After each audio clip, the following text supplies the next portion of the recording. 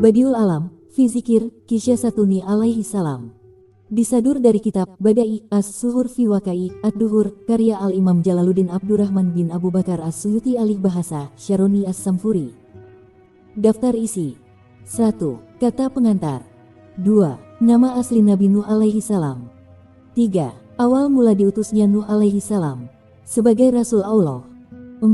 Permulaan dakwah Nabi Nuh alaihi salam dan gelar Ulul Azmi yang pertama. 5. Istri anak Nabi Nuh alaihi salam dan kerasnya dakwah yang dihadapinya. 6. Dakwah Nabi Nuh alaihi salam dari masa ke masa.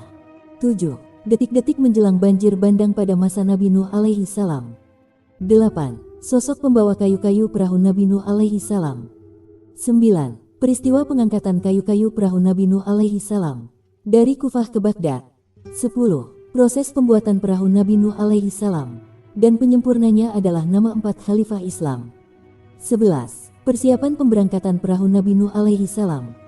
12. Undang-undang bagi para penumpang perahu Nabi Nuh alaihi salam. 13.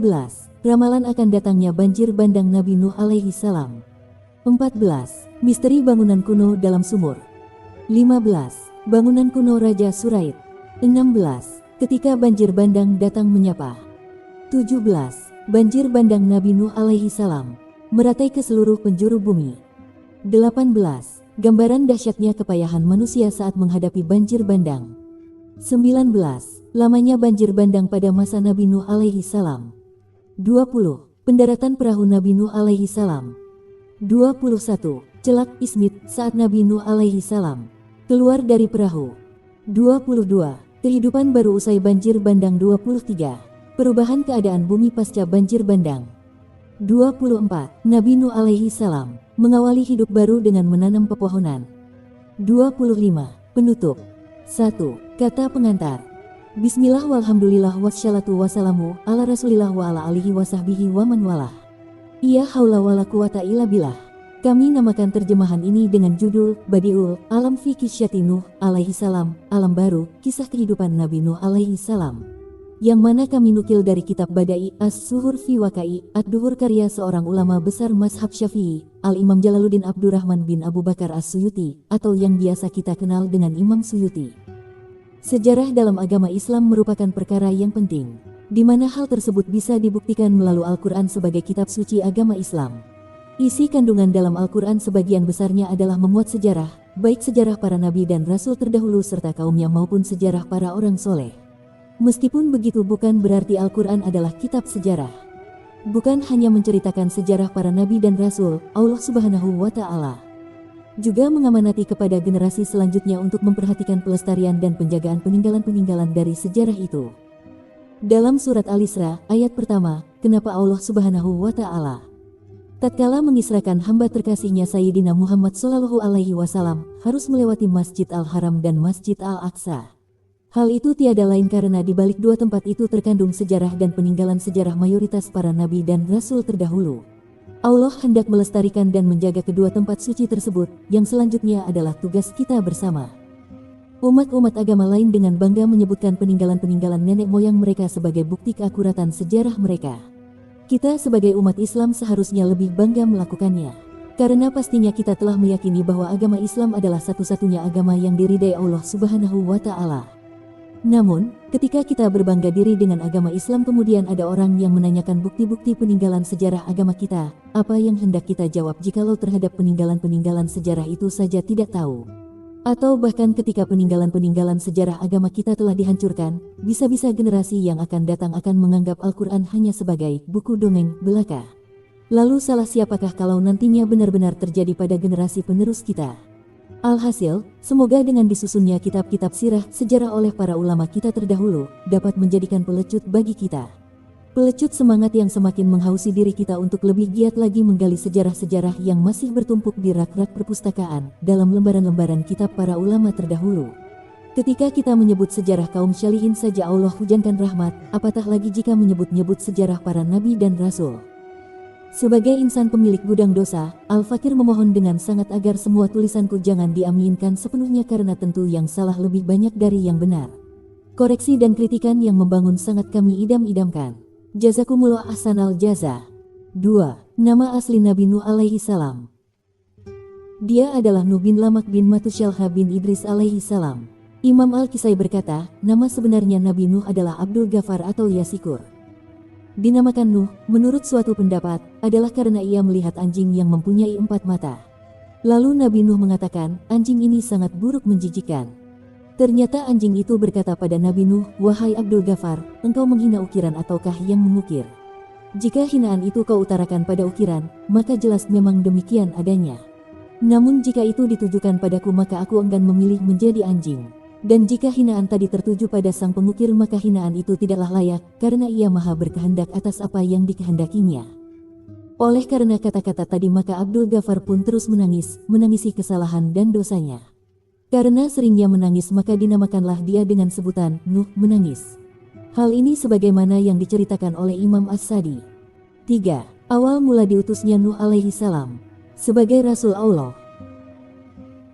Wahbe bin Munabih berkata, ketika Nabi Nuh alaihi salam berusia 480 tahun datanglah malaikat Jibril alaihi salam padanya. Nabi Nuh alaihi salam bertanya, siapakah engkau wahai lelaki tampan?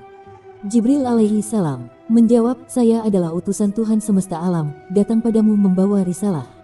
Sungguh Allah telah mengutusmu untuk umatmu. Sebagaimana Allah subhanahu wa ta'ala berfirman dalam Quran Surat Nuh ayat 1. Sesungguhnya kami telah mengutus Nuh kepada kaumnya dengan perintah berilah kaummu peringatan sebelum datang kepadanya azab yang pedih.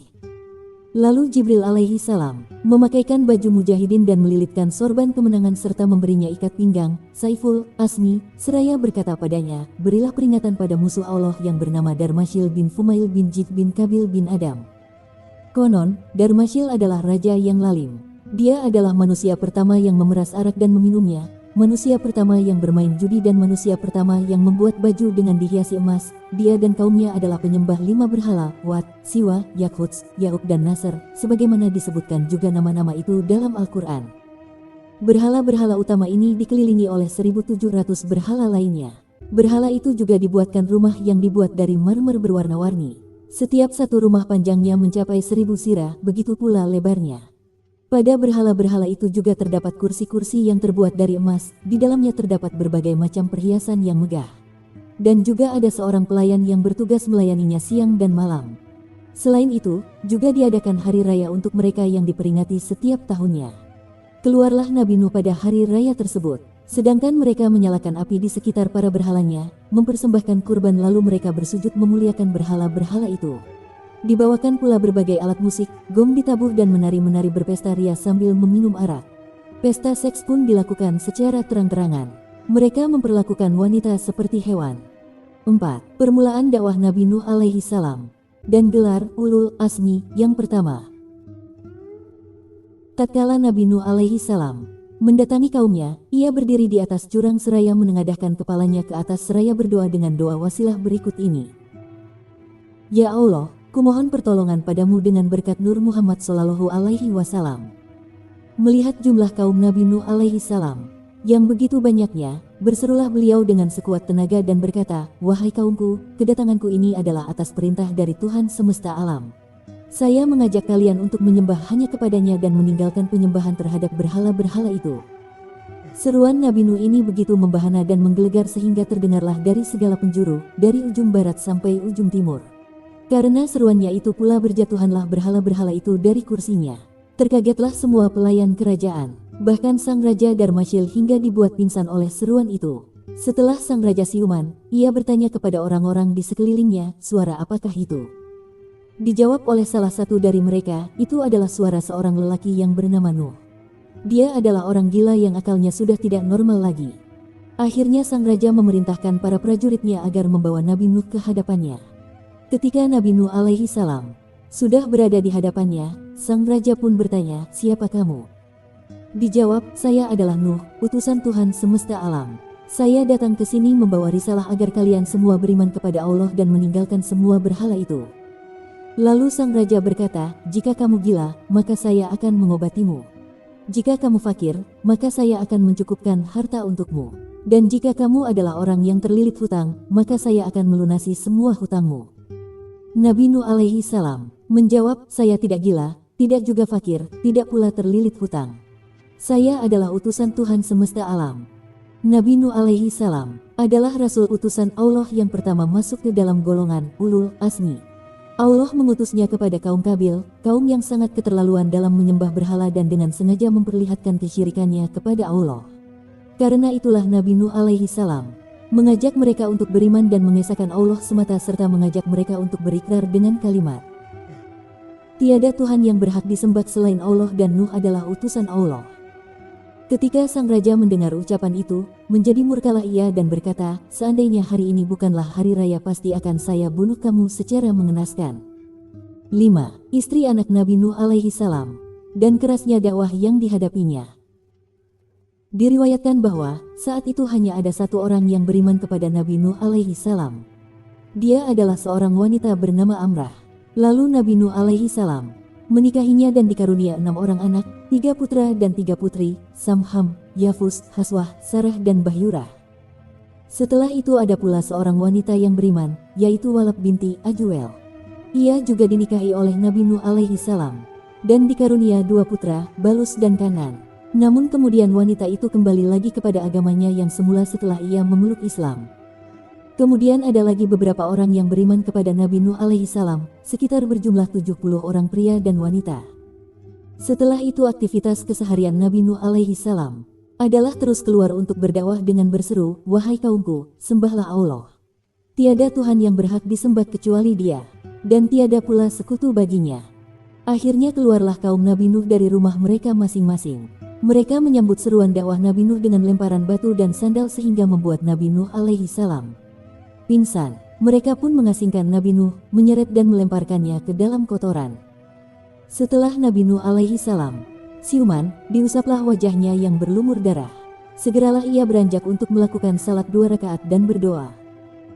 Ya Allah, ampunilah kaumku karena mereka belum mengetahuinya. Nabi Nuh melakukan dakwahnya hingga sekitar 300 tahun lamanya. 6. Dakwah Nabi Nuh alaihi salam dari masa ke masa. Setelah kematian Raja Darmasyil, ia pun digantikan oleh anaknya yang bernama Tubin. Sifatnya lebih kejam dari ayahnya.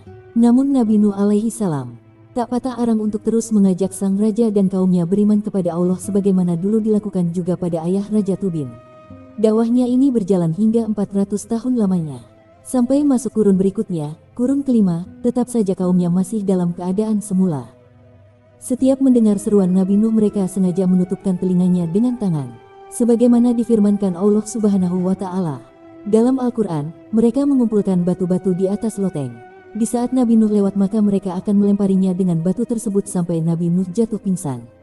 Dan mereka sangka Nabi Nuh telah mati. Saat pingsannya itu, burung-burung pun mengibaskan sayapnya sampai siuman.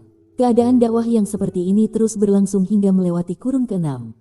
Memasuki kurun yang ke-7, Raja Tubin pun telah mati dan digantikan lagi oleh putranya yang bernama Togrodus. Ia adalah raja yang lebih lalim lagi dari ayahnya. Keadaan dakwah Nabi Nuh pun tak jauh berbeda dengan sebelumnya, selalu saja disambut dengan lemparan batu. Kemudian Allah Subhanahu wa Ta'ala mewahyukan pada Nabi Nuh, sekarang tiada lagi satupun dari sulbi laki-laki dan dalam rahim wanita yang mau beriman mengikuti dakwahmu.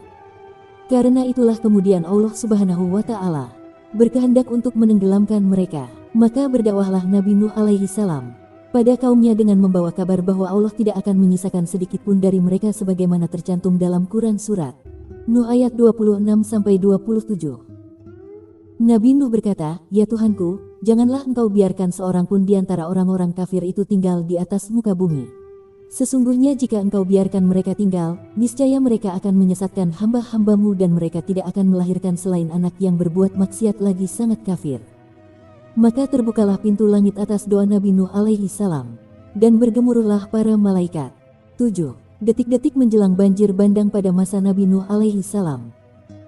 Setelah para malaikat bergerak maka Allah Subhanahu wa Ta'ala mewahyukan pada Nabi Nuh alaihi salam agar membuat perahu. Bertanyalah Nabi Nuh, ya Tuhan, apakah perahu itu? Allah Subhanahu wa Ta'ala berfirman, perahu adalah rumah kayu yang bisa berjalan di permukaan bumi. Lalu Allah Subhanahu wa Ta'ala memerintahkan Nabi Nuh agar menanam pohon jati di tanah Kufah. Pendapat lain mengatakan pohon Aibnus. Dan kemudian Nabi Nuh pun menanamnya dan membiarkannya tumbuh sampai 40 tahun sampai siap untuk ditebang. Langit dicegah dari hujan dan bumi pun dicegah untuk menumbuhkan pepohonan. Sehingga langit pun tidak lagi meneteskan air hujan dan bumi tak menumbuhkan rerumputan. Para wanita, hewan jinak maupun buas pun tidak lagi beranak. Bahkan burung-burung pun tak bisa bertelur. Itu terjadi sebagai bukti nyata atas kaum Nabi Nuh sebelum azab menimpa mereka. Kemudian Allah Subhanahu wa Ta'ala memerintahkan Nabi Nuh untuk menuju Kufah dan memindahkan kayu-kayu jati. Bingunglah Nabi Nuh alaihi salam bagaimana cara memindahkan kayu-kayu itu. Maka Allah Subhanahu wa Ta'ala pun mewahyukan bahwa sesungguhnya Aud bin Anuklah yang mampu menggendongnya. 8. Sosok pembawa kayu-kayu perahu Nabi Nuh alaihi salam. Imam Al-Kisai mengatakan bahwa sesungguhnya Anuk, ibunya Aud, adalah keturunan Nabi Adam yang buruk rupa dan bentuk tubuhnya. Dia adalah tukang sihir yang handal. Dia melahirkan Aud dan mati setelah 100 tahun dari kelahiran anaknya itu.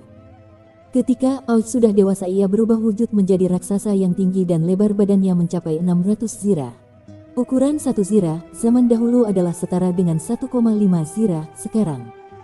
Sehingga diceritakan bahwa tatkala badai banjir Tofan tiba takkan bisa sampai pada lututnya. Di saat duduk di atas gunung ia bisa memasukkan tangannya ke laut dan bisa mengambil ikan dari dalamnya serta bisa memanggang ikan itu di bawah teriknya matahari. Saat ia marah maka seluruh penduduk desa dikencingi olehnya hingga mereka pun tenggelam di dalamnya. Aud juga seringkali membuat keonaran pada penduduk desa. Maka mereka pun menawari padanya, kami akan membuatkanmu baju dan kami tidak akan mengambil harganya kecuali setelah 1 tahun. Aud memiliki hutang pada penduduk desa itu dan berjanji akan melunasinya. Akhirnya semua penduduk desa pun bahu-membahu membuatkan baju dari kapas dan memakaikannya pada Aud yang kemudian membuat Aud pergi menjauh dari penduduk desa tersebut. Di saat Aud ingin melewati perkampungan itu ia teringat akan janjinya. Maka ia cepat-cepat lari karena takut ditagih hutangnya. Dikatakan bahwa Aud hidup selama 4.500 tahun sehingga ia bisa menjumpai zaman Nabi Musa alaihi salam. Tatkala Nabi Musa alaihi salam masuk ke tanah Tih beserta rombongan Bani Israel, Aud pun ingin menghancurkan mereka. Ia datang pada tentara Nabi Musa untuk mengetahui ukuran kekuatan mereka. Di saat ia mendapatkan keleluasaan, maka ia mencabut gunung dan menggendong gunung tersebut di atas kepalanya. Kemudian ia mendatangi Nabi Musa alaihi salam untuk memukul mundur tentaranya. Akan tetapi usaha Aud gagal karena Allah mengutus burung hudud. Burung hudud itu memiliki paruh dari besi. Lalu burung hudud itu meluncur menuju batu gunung yang dibawa Aud dan memaruhnya sampai berlubang. Akhirnya batu tersebut pun jatuh ke leher Aud dan membelenggunya sehingga ia tak lagi mampu bergerak. Di saat Nabi Musa alaihi salam melihat kejadian itu maka beliau mendekat dan memukul Aud dengan tongkatnya yang tingginya 10 zirah. Lantas Nabi Musa alaihi salam melompat ke udara setinggi 10 zirah. Sedangkan tinggi Nabi Musa alaihi salam sendiri adalah 10 zirah, maka pukulannya Nabi Musa alaihi salam pun tidak sampai mengenai lutut Aud. Namun sebab pukulan Nabi Musa alaihi salam itu, Aud pun terjatuh dan mati tergeletak di lapangan seperti gunung besar. Diceritakan pula bahwa di Gunung Tatri ada sebuah sungai yang bernama Tai. Di sana ada jembatan yang besar. Dikatakan bahwa jembatan itu berasal dari tulang iga Aud bin Anuk dan hal ini termasuk dalam keajaiban dunia. 9. Peristiwa pengangkatan kayu-kayu perahu Nabi Nuh alaihi salam dari Kufah ke Baghdad. Al-Kisai melanjutkan penjelasannya di saat Allah Subhanahu wa Ta'ala mewahyukan Nabi Nuh alaihi salam bahwa yang akan mampu menggendong kayu-kayu jati dari Kufah ke desa Hairah di Baghdad adalah Aud. Maka Nabi Nuh alaihi salam pun mendatangi Aud dan memintanya untuk menggendong kayu-kayu tersebut. Aud kemudian menjawab, aku takkan mau menggendongnya untukmu sehingga kamu mengenyangkan perutku dulu dengan roti. Saat itu Nabi Nuh alaihi salam hanya membawa 3 potong roti yang terbuat dari gandum dan memberikannya pada Aud 1 iris seraya berkata, makanlah roti ini. Aud kemudian tertawa dan berkata, seumpama gunung ini jadi roti, itu pun takkan mampu mengenyangkan perutku. Lalu bagaimana mungkin aku bisa kenyang hanya dengan irisan roti ini?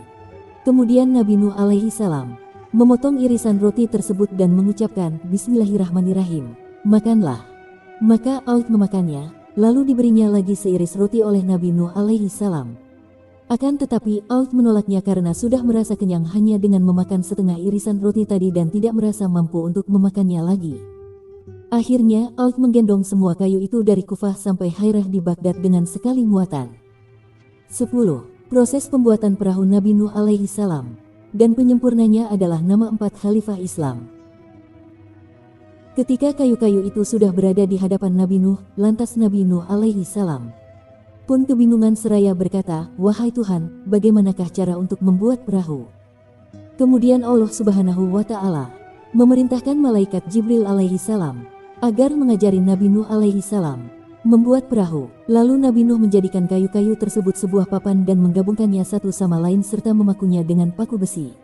Seterusnya Nabi Nuh alaihi salam menjadikan bagian depan kepala perahu seperti kepala burung merak, ekornya seperti ekor ayam jago, paruhnya seperti paruh burung gagak, sayapnya seperti sayap elang dan wajahnya seperti wajah burung merpati dan kemudian menjadikannya 3 tingkat, pendapat lain mengatakan 7 tingkat.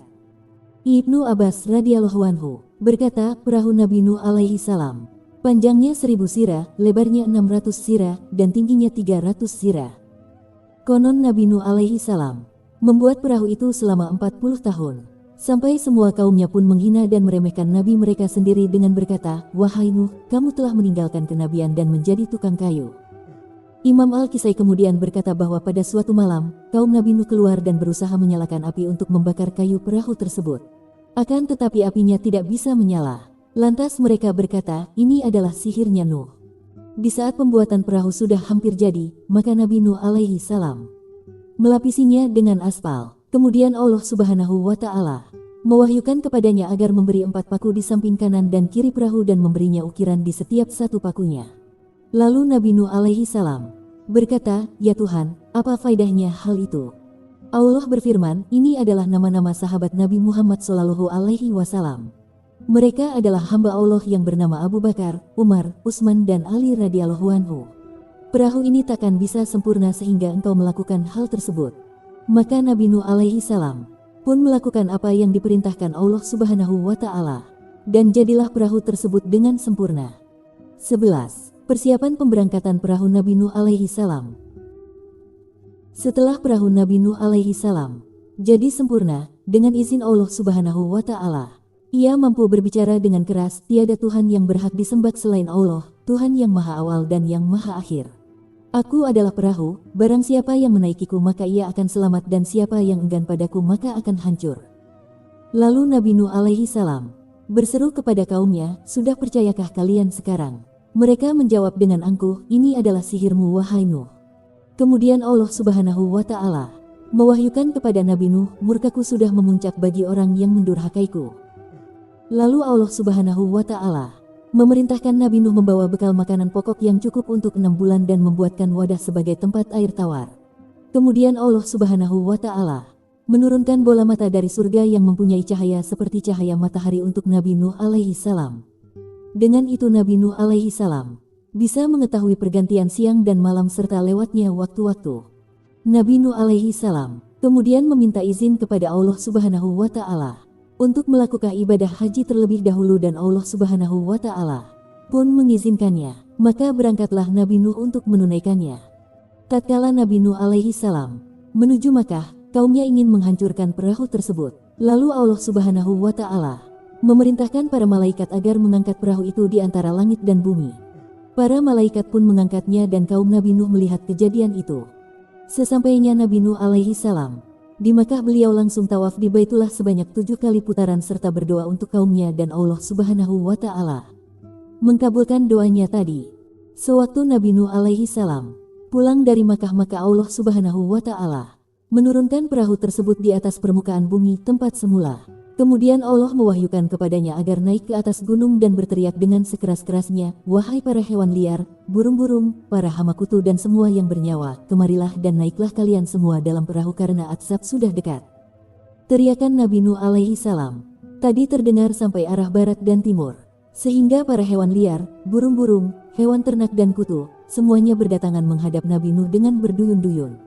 Kemudian Nabi Nuh alaihi salam berkata, "Sungguh aku telah diperintah agar membawa kalian bersamaku secara sepasang-sepasang." Lalu Allah Subhanahu wa Ta'ala memberi perintah kepada Nabi Nuh untuk membawa semua kayu serta membawa jasad Nabi Adam alaihi salam dan Siti Hawa. Ditaruhlah jasad keduanya di dalam peti. Nabi Nuh juga membawa Hajar Aswad dan tongkat Nabi Adam yang dibawa turun dari surga dan menaruhnya dalam peti bersama tabut, suhuf, lampiran-lampiran kitab suci, dan as-sintu. Adapun pengikut Nabi Nuh yang bersedia masuk dalam perahu berjumlah 40 orang laki-laki dan 40 orang perempuan dan mereka ditempatkan pada lantai pertama. Sedangkan di lantai kedua penghuninya adalah para hewan liar dan hewan-hewan ternak.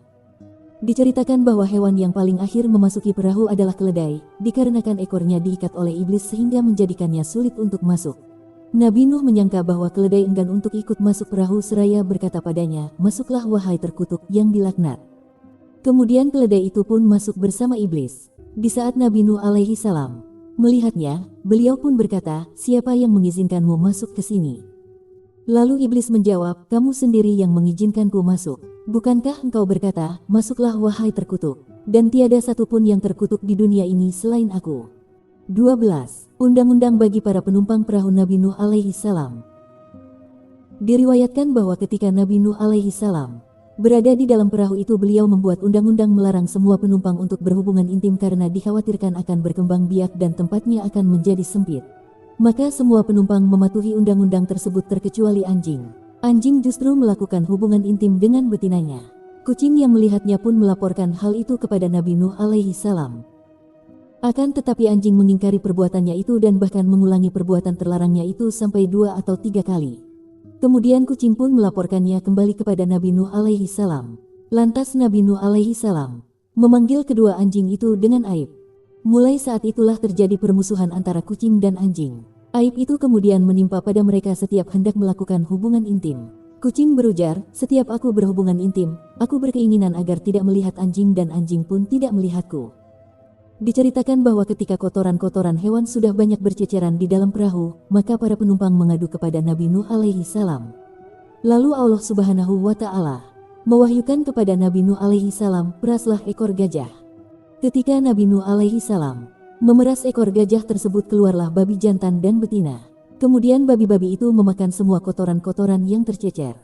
Setelah itu Allah Subhanahu wa Ta'ala menciptakan tikus jantan dan betina dari bersinnya babi. Tikus-tikus itu beranak pinak dan terus menggerogoti kiri kanannya perahu. Melihat kejadian itu, para penumpang pun mengadu kembali. Akhirnya para kucing liar musang memangsa dan memakan tikus-tikus itu dengan cepat sampai musnah. Sejak itulah awal mula terjadinya permusuhan antara tikus dan kucing liar. 13. Ramalan akan datangnya banjir bandang Nabi Nuh alaihi salam. Diceritakan dari Ibnu Wasif Syah bahwa tidak ada raja Mesir yang lebih kaya dari Raja Suraid. Sesuatu yang menimpanya, yaitu 300 tahun sebelum terjadi bencana Tofan, dia bermimpi seolah-olah langit pindah ke bumi sehingga seperti lubang penggalian dan bintang-bintang berjatuhan. Sedangkan matahari dan rembulan dekat sekali dengan bumi. Ia juga melihat burung-burung putih menyambar manusia dan bertemu di antara dua gunung dan seolah-olah dunia menjadi hitam kelam dan gelap gulita. Semua manusia berkumpul di suatu gunung untuk menyelamatkan diri. Setelah bermimpi tersebut, dia terbangun dan merasa sangat ketakutan. Esok harinya Raja Suraid mengundang para dukun yang berjumlah 100 dukun laki-laki. Para dukun itu tidak mampu memutuskan suatu masalah terkecuali dengan melihat perbintangan terlebih dahulu. Akhirnya Raja Suraid pun menceritakan mimpinya itu dan para dukun berkata, "Mimpimu adalah golongan langit. Yang mana dengan mimpi ini semua alam dan penduduk bumi bisa hancur lebur." Lalu Raja berkata, "Ambillah kesimpulan dari bintang di atas sana." Tatkala para dukun melihat ke atas lalu mereka berkata, "Saya melihat bulan pada zodiak Cancer dan itu telah mendekati ikan, maka kehancuran yang timbul adalah perkara Tofan dan musibah ini adalah golongan air langit." Akhirnya Raja bertanya, "Apakah musibah ini juga menimpa negara ini?" Mereka pun menjawab, "Iya, musibah itu akan menimpa negara kita dan negara akan hancur dalam masa yang panjang." Raja bertanya lagi, "Lihatlah, apakah negara kita akan kembali ramai seperti semula?" "Negara ini akan kembali lebih bagus dari yang ada saat ini," jawab para dukun. Maka Raja Suraid memerintahkan untuk membangun kota dengan pondasi setinggi kotanya lalu berkata, "Kita menjadikan tempat ini sebagai kuburan kita. Lalu pindahkan banyak barang-barang, baik harta benda, perhiasan, alat-alat perang, patung-patung indah dan wadah-wadah yang bagus yang terdiri dari barang tambang. Lalu tulis rajah-rajah serta ilmu-ilmu perbintangan yang isinya menceritakan suatu kejadian masa depan sampai Tuntalaihi salam. Serta ceritakan raja-raja yang menguasai negara, Islam maupun kafir." Para dukun itu juga memberi kabar bahwa bencana Tofan ini tidak lama menimpa bumi, hanya selama 40 hari. Lalu dibangunlah kota itu dengan pengaturan udaranya dan memindahkan apa-apa yang sudah direncanakan. Raja Suraid berkata, jika kita selamat dari bencana Toffan ini, maka kita akan kembali dan menemukan harta-harta yang kita miliki. Namun jika kita binasa maka bangunan ini adalah sebagai kuburan jasad kita yang dapat menjaga dari kehancuran. Semua orang, baik para menteri, hakim dan seluruh pejabat negara juga membuat sebuah bangunan untuk melindungi jasad mereka dari bencana Toffan. Al-Masuti dalam kitab Muruj As-Zahab mengatakan, sesungguhnya di setiap satu bangunan ada 7 rumah, sebagaimana 7 bintang yang berjalan. Dan di dalam rumah tersebut ada patung-patung yang terbuat dari emas yang disepuh dengan perhiasan indah. Di telinga-telinga patung itu ada mutiara sebesar telur ayam. Dan di setiap bangunan juga terdapat peti yang terbuat dari marmer hijau yang digunakan untuk menyimpan mayat pemiliknya masing-masing lengkap disertai lampiran nama, biografi dan masa jabatannya. Di dalamnya juga ditulis, dalam bangunan ini ada jalan tembus menuju kota Fayum dengan menempuh perjalanan 2 hari. 14. Misteri bangunan kuno dalam sumur. Syekh Syihab Al-Hijazi pernah menceritakan, kami, sebanyak 11 rombongan, keluar dari Masjid Jami Al-Azhar dengan membawa keledai dan tali-tali panjang yang diletakkan di atasnya. Sesampai kami di sebuah kota besar, tempat tujuan, kami berdiri di atas sumur. Di situ ada seseorang pemberani dengan segera membuka bajunya.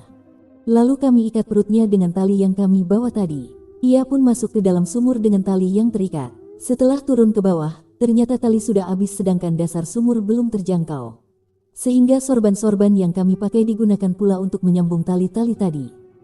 Namun, di tengah-tengah sumur sambungan sorban dan tali itu tiba-tiba terputus sehingga terjatuhlah sang pemberani ke dasar sumur. Kami tak lagi mendapati kabar mengenai orang yang di dalam sumur itu. Sampai akhirnya kami beserta rombongan memutuskan untuk pulang dan meninggalkannya dengan penuh ketakutan dan penyesalan. Lalu kami memasuki kota dengan menyamar sehingga tidak ada yang mengenal tentang kami. Di hari kemudian, seminggu setelah kehilangannya, kami pergi menuju Masjid Jami. Kami tersentak kaget karena tiba-tiba kami bertemu dengan orang yang terjebak dalam sumur itu. Orang itu masuk menemui kami dengan kondisi yang sangat lemah.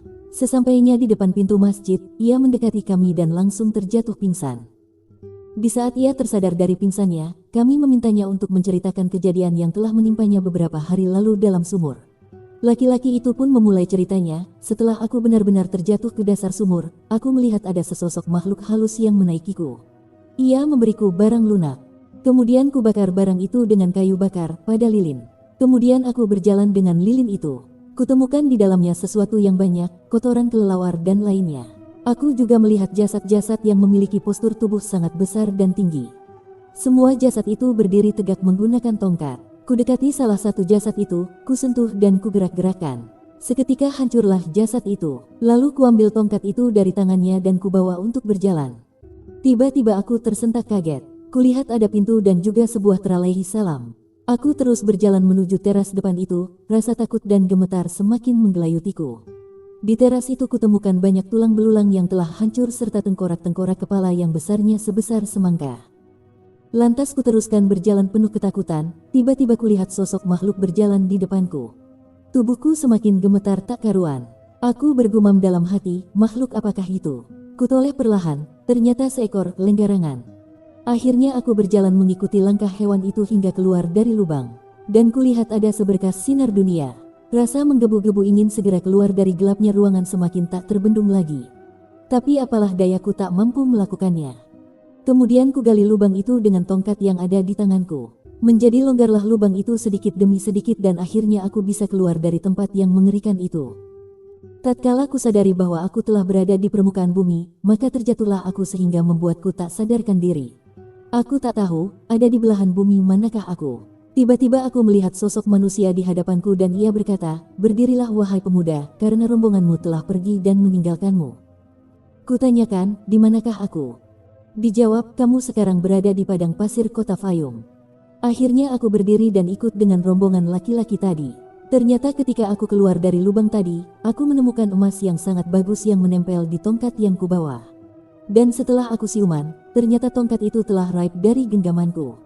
Begitupun dengan lubang yang aku lihat tadi, tiba-tiba turut lenyap dan raib dari hadapanku. Aku menjadi bingung, tiba-tiba aku mendengar ada suara berseru, janganlah kau berharap tongkat itu bisa kembali lagi padamu. Lalu kuikutilah rombongan tersebut sehingga aku bisa masuk kembali ke kota ini.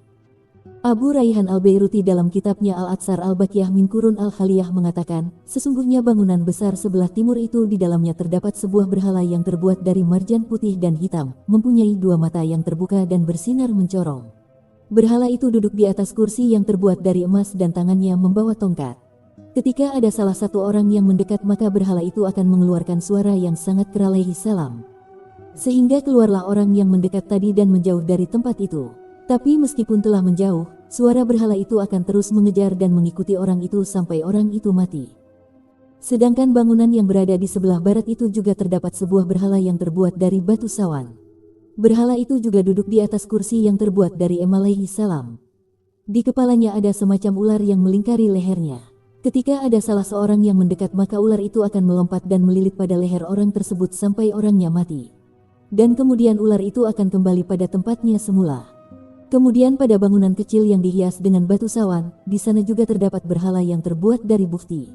Siapapun yang melihat berhala itu maka berhala itu akan menyedot orang tersebut sehingga tidak bisa terlepas dan matilah orang itu di sana. 15. Bangunan kuno Raja Suraid. Imam Al-Masuti kembali menceritakan, ketika Raja Suraid telah selesai membangun kota tersebut maka ia menguasakannya kepada segolongan arwah-arwah. Kemudian disembelihlah hewan-hewan kurban untuknya dengan tujuan menolak siapapun yang ingin merusak atau berbuat jahat dengan bangunan itu. Setelah itu kota bagian timur dipasrahkan Raja Suraid kepada anak kecil tampan, putih kulitnya, telanjang dan bergigi besar dan tajam. Sedangkan kota bagian barat dipasrahkan kepada seorang wanita yang telanjang yang memperlihatkan kemaluannya. Wanita itu tertawa terbahak-bahak di hadapan manusia sehingga manusia tergoda untuk mendekati wanita tersebut. Setelah didekati maka wanita tersebut menjatuhkan tubuhnya sehingga manusia tersebut kehilangan akalnya gila. Adapun kota kecil yang berwarna-warni dijaga seseorang yang tangannya selalu memegang dupa dan memakai pakaian pendeta serta selalu membakar dupa di kiri kanan bangunan itu.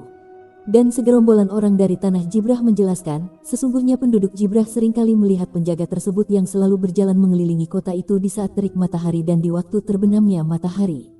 Ketika mereka mendekatinya maka penjaga itu menghilang dan ketika mereka menjauh maka ia menampakkan dirinya lagi dari kejauhan. Muhammad bin Abdul Karim menjelaskan bahwa di salah satu bangunan timur dan barat itu terdapat kuburan Ahidaimun dan Hurmus. Keduanya adalah perwira dari bangsa Yunani.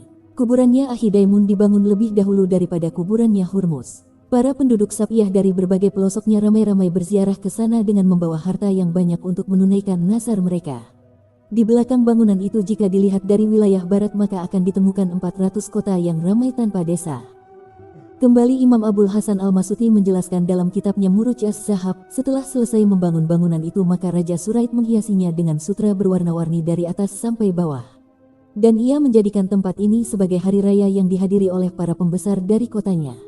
Di samping bangunan itu tertulis, ini adalah bangunan Suraid bin Syahluk.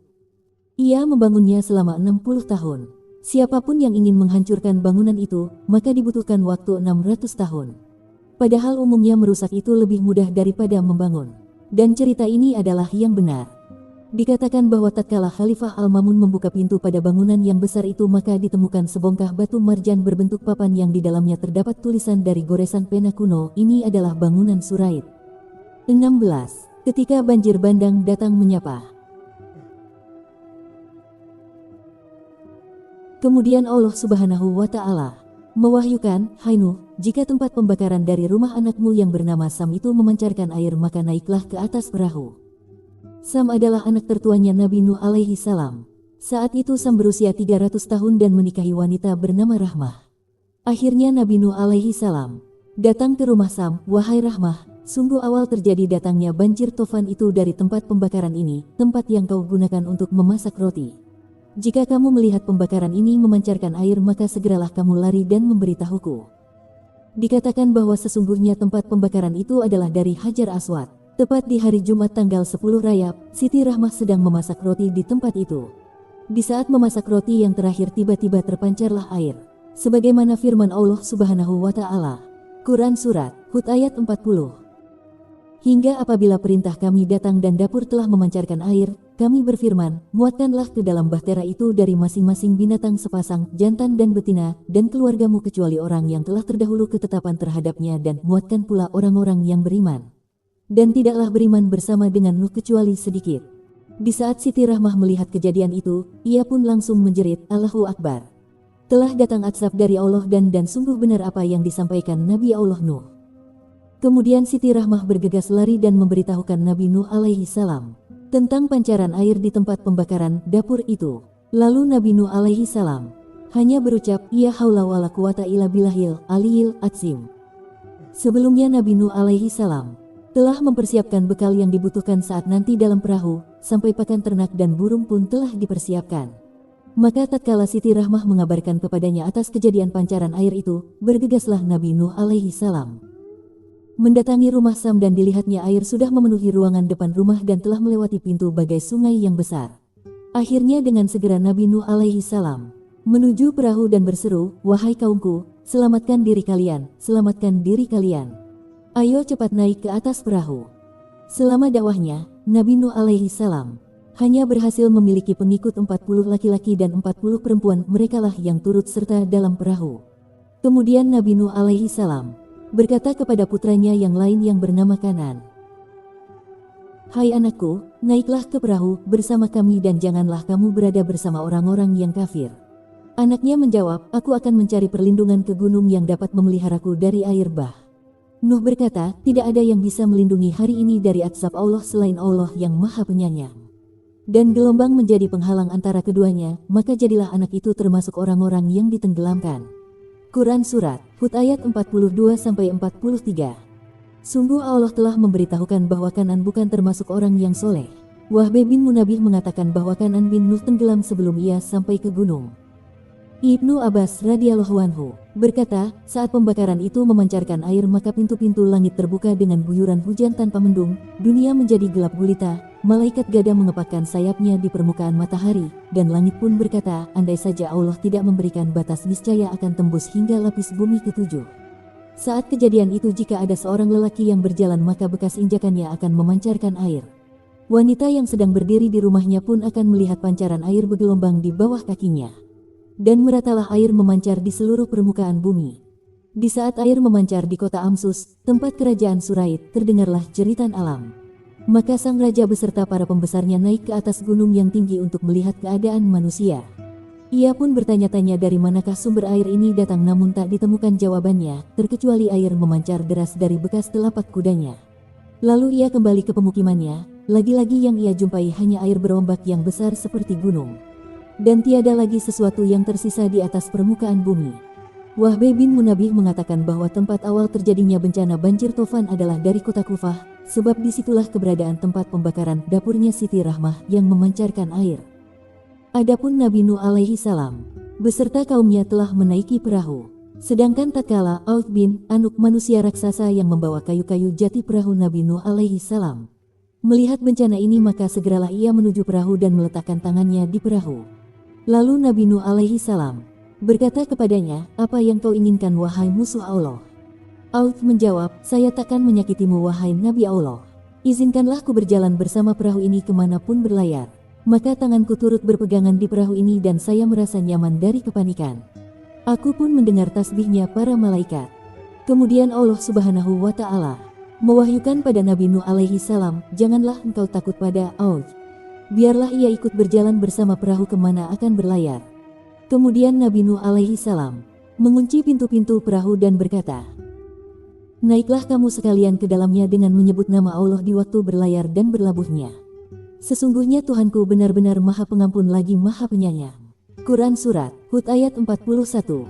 Maka perahu itu pun berlayar bersama mereka melewati ombak-ombak yang besar bagai gunung. Allah subhanahu wa ta'ala berfirman, sesungguhnya kami, tatkala air telah naik sampai ke gunung, kami bawa nenek moyang kamu ke dalam bahtera. Quran Surat Al-Haqqah ayat 11. 17. Banjir bandang Nabi Nuh alaihi salam meratai ke seluruh penjuru bumi. Diceritakan bahwa sesungguhnya Allah subhanahu wa ta'ala tatkala mengutus Tofan maka Allah subhanahu wa ta'ala mengangkat Baitul Makmur yang dibuat dari mutiara merah yang telah diturunkannya ke bumi pada zaman Nabi Adam alaihi salam. Ketika air telah naik maka Allah subhanahu wa ta'ala mengangkatnya ke langit. Baitul Makmur disebut juga dengan Al-Atik karena sangat antik, bisa selamat dari azab Tofan. Tatkala perahu berlayar sampai ke Ka'bah, ia pun memutarinya sampai 7 kali. Sehingga sampailah perahu itu di Baitul Maqdis untuk mengunjunginya. Tidaklah perahu itu berjalan ke suatu tempat terkecuali ia akan menjelaskan kepada Nabi Nuh alaihi salam, "Wahai Nuh, ini adalah tempat ini. Dan ini adalah tempat ini." Maka berkelilinglah perahu itu bersama Nabi Nuh alaihi salam. Dari ujung timur sampai ujung barat. Di sekeliling perahu itu dipenuhi dengan para malaikat berjumlah 1000 guna ikut menjaganya dari azab yang akan diturunkan. Perahu itu berlayar di atas permukaan air bagaikan berjalannya purnama di cakrawala. Setiap detiknya air selalu naik di atas puncak gunung setinggi 40 zirah. Air meratai bumi dan gunung-gunung. Tiada satupun makhluk bernyawa di bumi ini yang tersisa kecuali para penghuni perahu itu dan Aud bin Anuk si manusia raksasa. Dan tidak ada pula kota dan desa terkecuali semuanya hancur. Tidak ada pula bekas-bekas bangunan yang tersisa kecuali bangunannya Raja Suraid dan Al-Barabi, karena keduanya merupakan bangunan yang sangat kokoh. 18. Gambaran dahsyatnya kepayahan manusia saat menghadapi banjir bandang. Terdapat cerita langka dari As-Salabi bahwa tatkala terjadinya banjir tofan ada seorang wanita yang sedang menggendong anak kecil. Dan semasa itu tidak ada anak kecil kecuali anak kecil itu. Ketika air telah naik, ia menggendong anak itu di pundaknya. Kemudian ia berenang, berlari dan naik ke atas gunung demi menyelamatkan anaknya dari banjir tofan. Ketika air semakin naik, ia menaruh anaknya di pundaknya. Dan ketika air sudah sampai di mulut, maka ia pun mengangkat tinggi-tinggi anaknya di atas kepalanya. Dan ketika air telah menenggelamkannya, maka ditaruhlah anaknya itu di bawah kakinya. Ia berpijak pada anaknya itu agar ia bisa bernafas dan selamat dari banjir. Setelah itu tenggelamlah keduanya. Kemudian Allah Subhanahu wa Ta'ala mewahyukan kepada Nabi Nuh alaihi salam, "Anda kukasihi salah satu kaummu yang durhaka, niscaya akan kuselamatkan wanita itu beserta anaknya." Dan kejadian ini hanyalah sebagai contoh gambaran betapa dahsyatnya keadaan saat itu. Dikatakan bahwa kebanyakan manusia saat itu menaruh anaknya di bawah telapak kaki mereka agar bisa dijadikan sebagai pijakan. 19. Lamanya banjir bandang pada masa Nabi Nuh alaihi salam.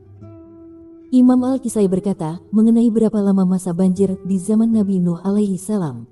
Di bumi ini para ulama berbeda pendapat. Sebagian ulama mengatakan bahwa banjir itu menggenang di atas bumi selama 6 bulan. Sebagian lagi berpendapat 150 hari 5 bulan. 20. Pendaratan perahu Nabi Nuh alaihi salam.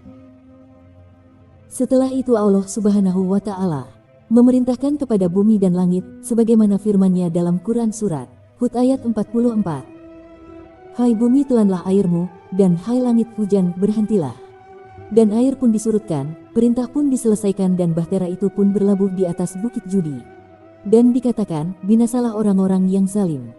Bukit Judi adalah bukit yang letaknya berdekatan dengan tanah Musyal. Perahu itu berlabuh di bukit itu. Imam As-Salabi berkata, perahu itu berlabuh pada hari Asyura, yaitu tanggal 10 Muharram.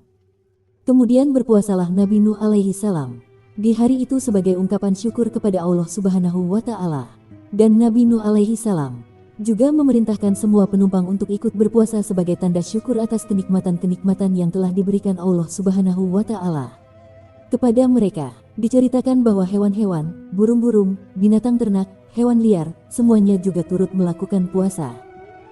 Kemudian Nabi Nuh alaihi salam mengeluarkan semua bekal yang dibawanya. Lalu beliau mengelompokkannya menjadi 7 golongan: pala, kedelai, kacang tanah, kacang hijau, gandum, jagung dan padi. Semuanya dicampur dan dimasak jadi satu. Maka jadilah campuran palawija, bubur sura, menjadi kesukaan Nabi Nuh alaihi salam. 21. Celak Ismit saat Nabi Nuh alaihi salam keluar dari perahu. Kemudian Nabi Nuh alaihi salam membukakan pintu-pintu perahu. Dilihatnya sinar matahari dan awan, serta tampaklah busur-busur yang berwarna-warni pelangi. Pelangi itu tidak pernah nampak sebelumnya kecuali pada hari itu, yaitu tanggal 10 Muharram, hari Asyura. Dan pelangi itu sebagai tanda bahwa air semakin surut. Ketika Nabi Nuh alaihi salam melihat matahari dan pelangi, dengan segera ia bertakbir, Allahu Akbar. Kemudian semua penumpang yang ada di dalam perahu itu ikut mengumandangkan takbir. Ketika itu para penumpang tidak bisa melihat matahari dengan mata telanjang, diadukanlah hal itu kepada Nabi Nuh tentang apa yang telah menimpa mereka. Mereka berkata, mata-mata kami tidak bisa menghadapi sinar matahari. Akhirnya Nabi Nuh alaihi salam memerintahkan mereka untuk bercelak dengan batu ismit agar mereka mampu dan kuat melihat sinar matahari. Rasulullah Shallallahu alaihi wasallam pernah bersabda, barang siapa yang bercelak pada hari Asyura maka orang itu tidak akan buta pada tahun itu. Setelah Nabi Nuh alaihi salam membuka semua pintu perahu, maka terpancarlah sinar matahari ke dalam perahu, sehingga burung-burung pun bisa mengepakkan sayapnya, dan semua hewan serta pepohonan bisa menggerak-gerakkan tubuhnya. Sedangkan Aud bin Anuk tatkala mengetahui bahwa perahu itu telah berlabuh, dengan segera ia pergi meninggalkan perahu itu dan berenang ke dalam air sesuka hatinya. 22. Kehidupan baru usai banjir bandang. Imam Al-Kisai berkata, setelah banjir melanda selama 150 hari dan menjadi surut, gunung yang terlihat pertama kali adalah Gunung Abi Kubais di Ka'bah. Sehingga terlihatlah tempat Ka'bah yang memiliki tanah berwarna merah. Dan tak ada satupun desa yang terselamatkan terkecuali desa Naharwandi. Desa ini ditemukan di bawah air, keadaannya masih utuh seperti semula, tidak ada yang hancur sama sekali. Begitu juga desa Al-Barabi di Said. Konon desa ini yang membangun adalah Hurmusi. Di dalam bangunan itu Hurmus telah menyimpan berbagai ilmu, seperti ilmu perbintangan dan ilmu-ilmu kesaktian. Bangunan ini ditemukan dalam keadaan utuh. Kemudian Nabi Nuh alaihi salam ingin memastikan apakah air sudah surut atau belum di permukaan bumi, maka diutuslah seekor burung elang. Elang pun pergi mencari kabar apa yang dititahkan Nabi Nuh kepadanya. Di tengah perjalanannya itu elang melihat bangkai. Setelah itu ia malah memakan bangkai tersebut sehingga terlupalah akan tugas yang sedang diembannya. Nabi Nuh alaihi salam menunggunya hingga 7 hari. Lalu Nabi Nuh alaihi salam pun memanggil elang itu. Namun didapatinya elang berjalan dengan pongah ceroboh dan tak bisa dia menetap pada satu tempat. Akhirnya Nabi Nuh alaihi salam berkata kepada burung-burung yang lain, siapakah di antara kalian yang bisa memberikan kabar kepadaku tentang keadaan air di muka bumi dan tidak melakukan seperti apa yang dilakukan elang? Burung merpati akhirnya yang angkat bicara, wahai Nabi Allah, sayalah yang akan membawakan kabar itu untukmu. Setelah itu terbanglah merpati itu dan ia kembali dengan membawa daun hijau di paruhnya. Ketika melihat daun itu Nabi Nuh alaihi salam berkata, sesungguhnya daun ini adalah sebagian dari daun-daunnya pohon zaitun. Dengan melihat daun itu tahulah Nabi Nuh alaihi salam bahwa banjir belum surut sempurna. Setelah itu Nabi Nuh menunggu beberapa hari lagi. Kemudian beliau menyuruh burung merpati itu lagi. Dengan segera ia langsung terbang dan setelah kembali kakinya penuh dengan lumpur yang berwarna merah. Karena tanah yang pertama terlihat di bumi adalah Ka'bah, yang tanahnya memang merah, burung merpati itu tadi hinggap di sana dan mengoles-oleskan tanah merah itu pada kedua kakinya. Maka Nabi Nuh alaihi salam mendoakan burung merpati itu, ya Allah, jadikanlah penuh keberkahan burung merpati-merpati ini untuk para burung lainnya dan perbanyaklah keturunan-keturunannya serta disukai oleh banyak orang. Perahu itu berada di atas gunung Judi selama 40 hari sampai bumi menjadi kering dan tumbuhlah rumput-rumput di sekitar perahu itu. Lalu Allah mewahyukan pada Nabi Nuh, wahai Nuh, turunlah dengan selamat sejahtera dan penuh keberkahan dari kami atasmu dan atas umat-umat yang beriman dari orang-orang yang bersamamu. Quran Surat Hud ayat 48. Kemudian Allah Subhanahu wa Ta'ala memerintahkan Nabi Nuh alaihi salam untuk melepas dan membebaskan semua yang ada di dalam perahu itu seperti sedia kala. Lalu Allah Subhanahu wa Ta'ala memperlihatkan siang, malam, menerbitkan matahari, bulan dan bintang seperti semula. Dan kemudian diturunkanlah hujan rahmat, menggantikan air banjir tofan yang kotor menjadi air yang segar. Bergembiralah hati Nabi Nuh alaihi salam dengan kebahagiaan yang mengharapkan ridha Allah Subhanahu wa Ta'ala. 23. Perubahan keadaan bumi pasca banjir bandang.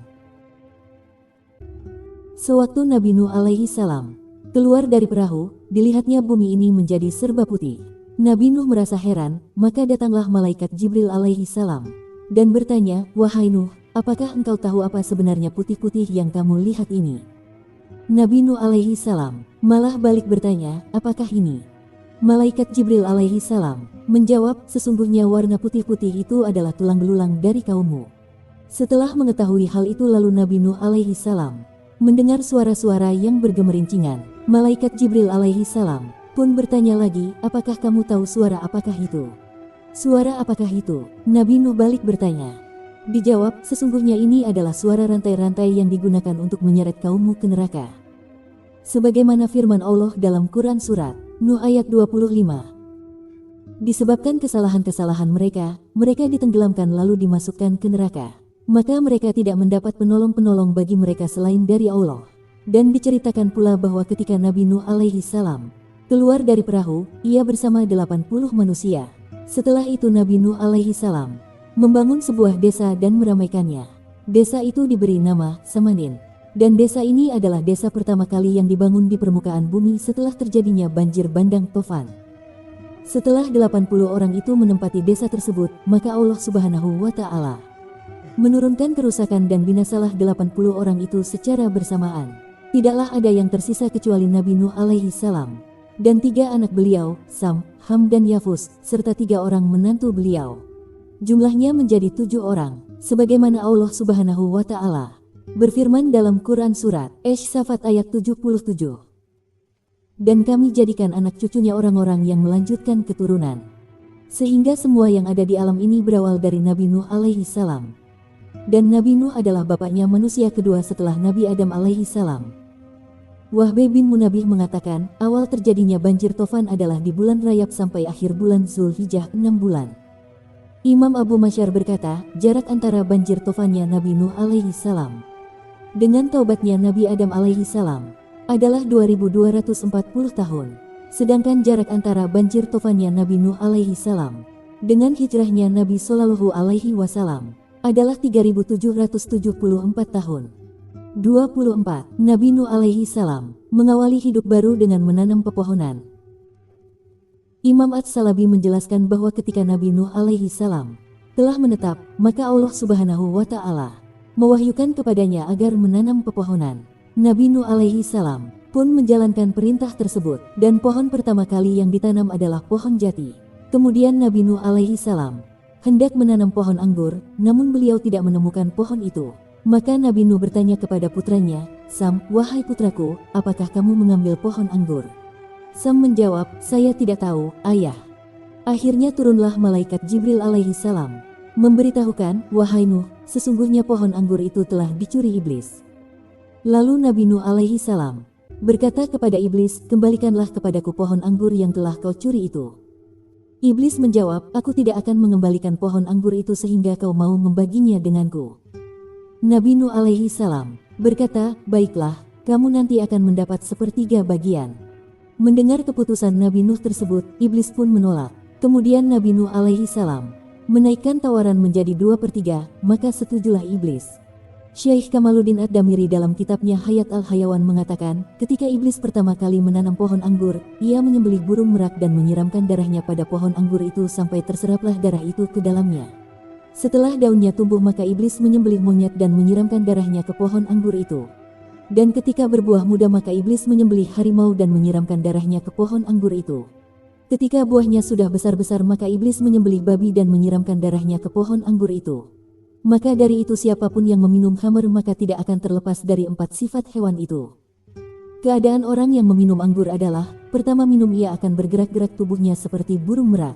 Setelah minum maka ia akan berjalan sempoyongan, menari-nari sendiri seperti monyet. Setelah parah maka ia akan berteriak-teriak seperti harimau. Dan ketika benar-benar sudah parah maka ia akan merasa ngantuk dan ingin tidur layaknya seekor babi. Dan 4 sifat inilah yang tidak pernah lepas dari orang yang minum minuman kera alaihi salam. Imam Al-Kisai mengatakan bahwa yang pertama kali memeras anggur menjadi arak adalah iblis. Dan yang pertama kali membuat gendang, seruling dan alat-alat musik lainnya juga iblis. 25. Penutup. Akhirnya sampai juga di penghujung tulisan, yang sebenarnya mencapai permulaannya saja belum. Ibarat lautan, tulisan ini hanyalah setetes darinya. Baca dan koreksilah. Silakan halal diapakan saja oleh kalian, selama hal itu dianggap manfaat. Pada akhirnya, Gusti Allah mboten sare. Wallahu a'lam. Syaroni Asamfuri, Cilangkap Jaktim tanggal 18 Februari tahun 2014.